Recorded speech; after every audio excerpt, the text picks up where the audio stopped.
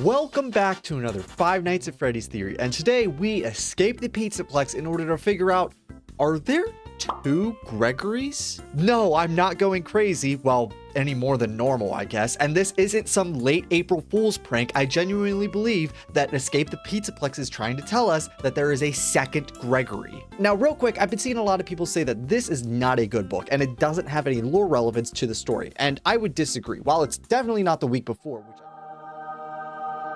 which I think is probably the best interactive novel that we've gotten, it is still a very good book and it still holds lore.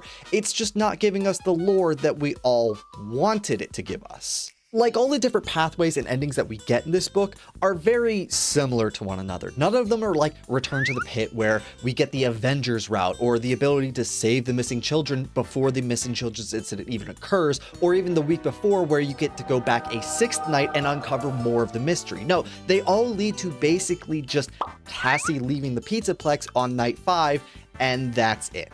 And what they didn't include in this book is even stranger. Like, sure, I can maybe forgive them for not including anything on the missing Bonnie mystery, but they also didn't include anything about how Gregory got freed from GGY. And the most important thing that's missing from this is Vanessa. She doesn't show up once in this book. She's not even mentioned, which is super strange to me. In fact, they replaced her character with an animatronic called the Reagent, which goes around the Pizzaplex and cleans it of any organic matter. Now, I'm sure the reason that we didn't get any of those answers in this book is that Steel Wool is still telling the Pizzaplex's story. Now, they're taking a quick pit stop back to 1979 for the Mimic, but they're most likely within the next few months or years going to catch back up to what happens to Cassie after the events of Ruin. And through that, they're most likely going to give us the answers that we were hoping that this book was going to give us. Anyway, let's stop talking about what we didn't get in this book. Let's talk about what we did get: a second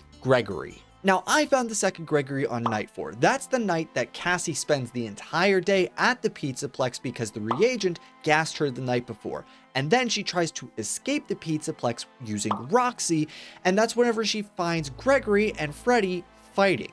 But this isn't the type of fighting that happens when you try to decide who's going to be player 1. No, this fighting leads to Freddy killing Gregory. His lifeless body is seen by Cassie in multiple different pathways in this book. But looks like everything was completely fine. Gregory wasn't in any danger because turns out Gregory was hiding inside of Freddy, and Cassie finds out later that night. But what's interesting to me is, what was that thing that Cassie saw that she thought was Gregory's lifeless body? Ladies, gentlemen, and those with the sense to do away with the whole notion, that is the second Gregory. Now, I know, he very well could have just gotten into Freddy whenever Cassie wasn't looking, right?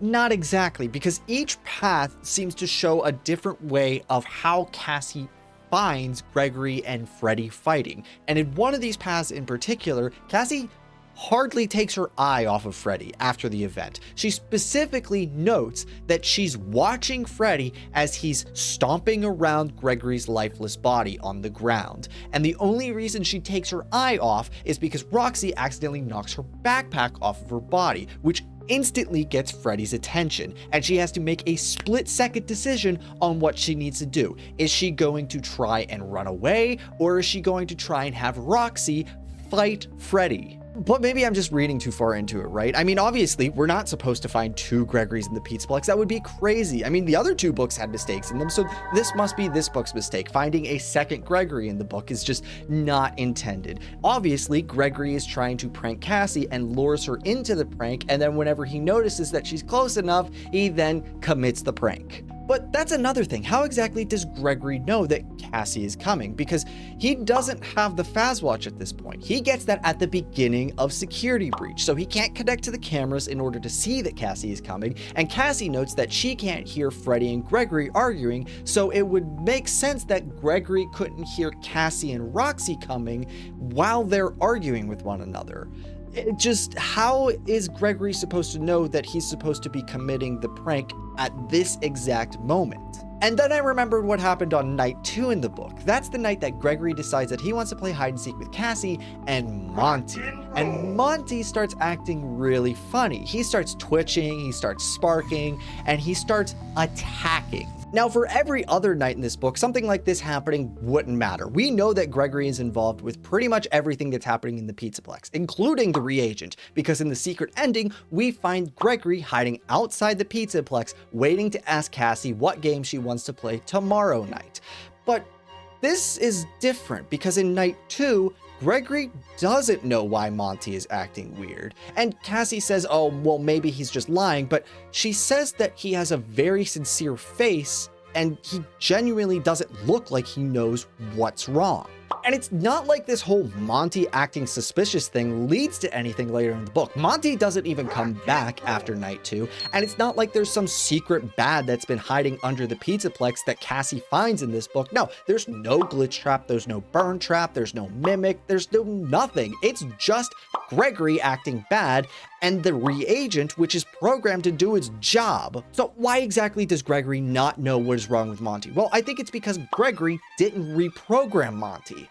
Gregory did. And by that, I mean the second Gregory, the one hiding inside of Freddy whenever Freddy kills the first Gregory, is the one to reprogram Monty. And that's why the first Gregory, the one who actually stops Monty from hurting Cassie, doesn't understand what is happening with Monty just yet. So on night 4, when Cassie finds Gregory and Freddy fighting each other, it's not Gregory and Freddy, it's Gregory and another version of Gregory inside of Freddy. And that second version of Gregory is mad that the first one wants to save Cassie. He wants to make sure that Cassie is safe. He keeps saving her from the things that the second Gregory is trying to put her through. And then eventually just kills him, knowing that the reagent is active and will clean up the mess behind him. And because he's already reprogrammed all the animatronics at this point, including Roxy, all Gregory 2 has to do is make sure that Cassie believes that what she saw was just a prank. And if she runs away from the scene of the crime without double checking to see if he's still on the ground, then she's gonna fall for it, hook, line, and sinker.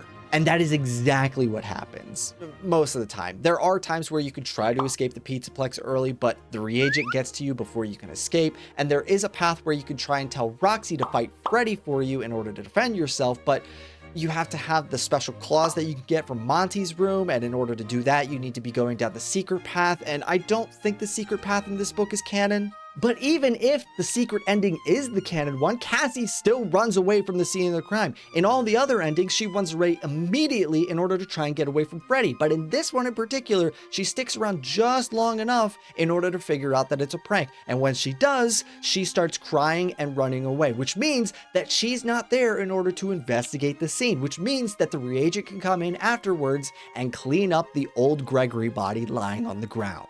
So up to this point, I've been saying that there's a second Gregory hanging around the Pizzaplex, but I haven't been saying how there's a second Gregory hanging around the Pizzaplex. Where did he come from? Why are there two Gregorys hanging around here? Well, this is probably gonna sound a little bit crazy. Well, maybe not for me. I say a lot of crazy things about FNAF, but I think the second Gregory is a clone, specifically a clone that is supposed to be a test run before Glitchtrap grows his own body. See, I told you it was gonna sound crazy, but if you wanna see why I think that Glitchtrap is growing his own body, I have a full video up here, but the quick rundown is that the ending to Help 1 and 2, where we see Glitchtrap's hand emerging from that charging station, I think that is a real life body. It's not some animatronic, it's not some digital representation. I think Glitchtrap managed to grow a body for himself because he was tired of being confined to the digital world. Along with that, I think that Glitchtrap genuinely believes that it is the real Afton. Whether or not it has anything to do with Afton's remnant or agony, it believes that it is in fact him. So it needs to grow itself a new human body so it's no longer limited to the metal endoskeletons and digital afterlife that it's been trapped in for the past however many years. But Glitchtrap wants to get this right, so he wants to do a few test runs. And in the process, he's gonna give himself a few more followers, all with the same face and the same name, Gregory. But the biggest problem that Glitchtrap has with these Gregory clones is that there's never more than 2 of them. And if there are 2 of them, they don't last very long. It's a similar problem that all the Mimic program stuff has, where if a newer version of it comes out, it seems to destroy the older versions. That's why there's only ever 2 Glitch Trap followers at a time, GGY and Vanessa, because anytime a third one is introduced, it tries to get rid of the older, weaker versions. By the way, I think that was an idea that Rytos brought up on one of their podcasts, so obviously credit to them, but I like the idea, so I yoinked it. I kind of imagine it similar to how the Mauler twins work in Invincible, and how Ultron kind of ripped himself apart in Avengers Ultron in order to show off the new, sleeker model to Black Widow. Anyway, I think Glitchtrap is trying to work out any bugs or issues with these Gregory clones in order to make sure that his version of his body is going to be the best version that it can be. That way that, you know, it doesn't gain sentience and try and revolt against the Glitchtrap virus that he built his body for. So he's going to make sure that if he builds a body, it's going to be his body forever. Which seems like a problem that Glitchtrap is going to need to figure out, but eventually does so by the beginning of Ruin, since he seems to have grown himself a new body. Now, this is where I expected the theory to die out, because I didn't actually expect Gregory clones to be a thing that were going to be implied in the games in any way, shape, or form. And then I remembered all those hiding places around Security Breach, the ones that imply that somebody is staying the night at the Pizzaplex and trying to hide from security. And then I thought about it for a second, and I realized if these hiding places are from the same person and they keep moving from place to place in order to not get caught, why aren't these hiding places cleaned up? Somebody should be cleaning these places after finding them and then trying to find the person who was hiding there in the first place. And if they're made by multiple people, where are these people? There's no other evidence that these people exist other than Gregory in the Pizzaplex. But if instead each of these hiding places is for a different Gregory clone across the Pizzaplex, then it makes a little bit more sense. If the staff are not finding them, then that means that they're not getting cleaned up, and each one of them is for a different Gregory clone, because none of them are going to want to spend the night next to a different Gregory clone that might just kill them in the middle of the night. And then I remembered the ending that implies that Gregory might be homeless. I mean, why is he spending the night in a cardboard box? He should be trying to find a better place to sleep for the night, especially whenever Vanessa is still trying to catch him. Just because he left the Pizzaplex doesn't mean he's safe. She still gets him in this ending.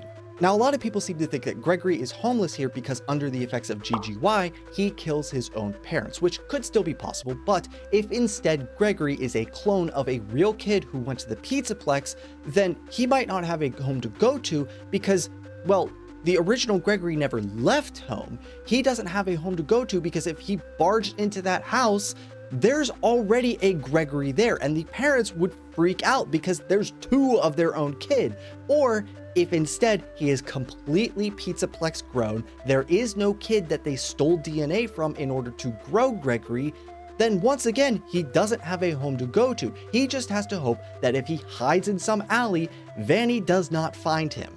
And finally, the ending to Ruin, where we see Cassie drop in the elevator and we're left wondering, was that really Gregory or was that the Mimic pretending to be Gregory? I definitely don't think this is the Mimic because, well, the Mimic shouldn't have this hardware. It was made back in the 70s before Wi-Fi, Bluetooth, or any other type of wireless connectivity was a thing, and it's even shown throughout Ruin to use a walkie-talkie to communicate with Cassie the entire game. No, I definitely think that this is Gregory that's dropping us in this elevator, but it's not the Gregory that we play as in Security Breach. This is a different Gregory clone. I mean, we even see one of the Gregory clones in Escape the Pizzaplex actually drop Cassie in this book a couple other times. It makes sense for Gregory to want to use this elevator to try and get rid of Cassie. But why is this a Gregory clone and not just the Gregory that we know dropping us? Well, why would Gregory go through the entire effort of guiding us through those tunnels to get to that elevator in the first place just to drop us in that elevator to try and kill us, whenever we're getting chased by the Mimic who wants to kill us as well? You know, I don't normally name my theories, but considering that 14 theory got so popular that even Scott himself confirmed it, maybe I need to give this a name. How about Greg duo theory. Has a nice ring to it, right? Anyway, I'm gonna leave this video here. What do you guys think? Do you think that there is a possibility that there are 2 Gregorys running around in the Pizzaplex? Have you read Escape the Pizzaplex yet? It's the last interactive novel that we're gonna get, and I really enjoyed this series. I definitely think that the interactive novels are still better than the regular books, but maybe I'm a part of the minority here. Don't forget, if you enjoyed the video, hit the like button down below and comment what you liked about the video, and you should listen to Helper and sub to Terminal. Thanks for watching to the very end, and I'll see you in the next video. Goodbye!